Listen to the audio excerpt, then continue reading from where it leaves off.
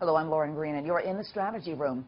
A new batch of WikiLeaks emails were released late last night, showing the appearance of another pay-to-play deal.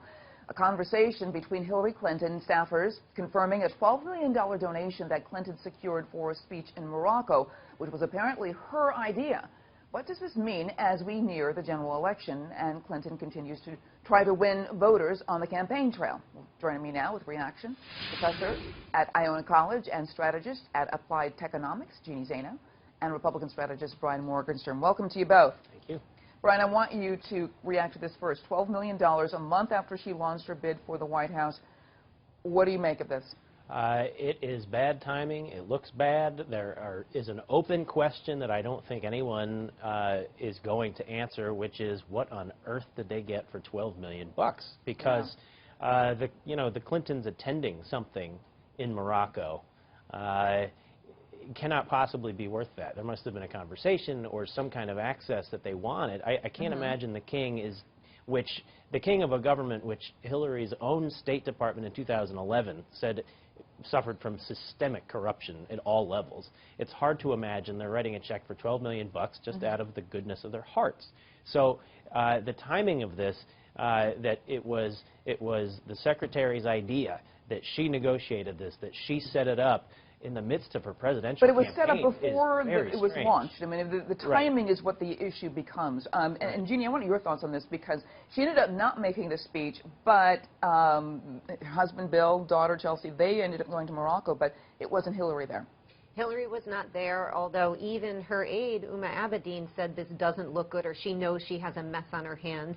And that is a problem for Hillary Clinton. And I think the big question is, as Brian asked, what was the quid pro quo, if any? You're giving $12 million to the foundation. What did they expect in return? They got Bill Clinton and Chelsea Clinton to attend, and apparently he spoke. What else did they expect, if anything? And I think that's where the big question comes. And unfortunately for the Clintons, what has always baffled me, just like with the email server, is this is after she is declared for president, but even before we know from these emails she was seriously running for president. So why didn't you handle the foundation questions earlier? Why didn't you stop all of these outside donations? Why didn't you push them off to another foundation? I mean, what's so difficult for me to wrap my head around is the Clinton Foundation does amazing work. There are other organizations doing amazing work. If you want to continue that work, don't open yourself up to this criticism. Move those donations somewhere else. These are all things that could have been done very easily and saved her all of this hassle, yet they don't do it in the same way she doesn't handle the, unfortunately, the email controversy. So that, to me, I think is what's so troubling to so many Democrats and liberals who ended up voting for Bernie Sanders in the primaries. You know, Brian, there's, 17, 18 days until the election, and does this make a difference for voters, or this is one of those things that's a little just too inside baseball for most voters who've already sided with her?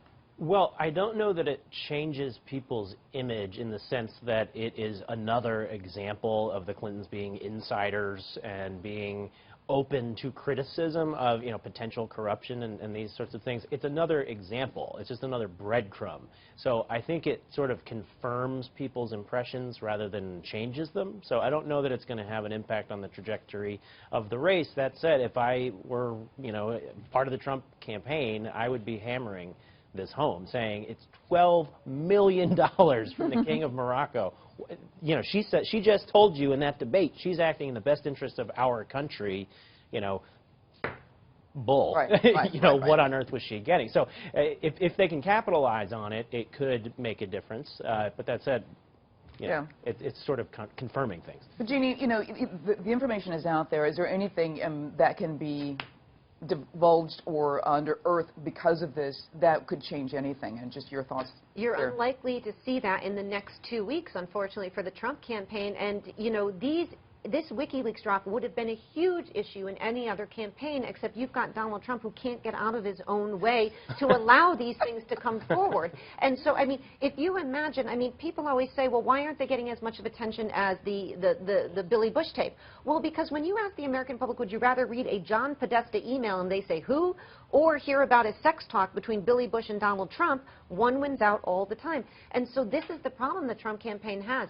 if they could make any headway on this, it would have to be because he's been able to get out of his way and people are refocusing attention on something they really don't like about Clinton, and that is that she seems more interested in her private, lining her pockets privately than she does in serving the public. But he hasn't been able to make that argument because they're all focused on this other thing. He only did for a couple of weeks. I think it was around September.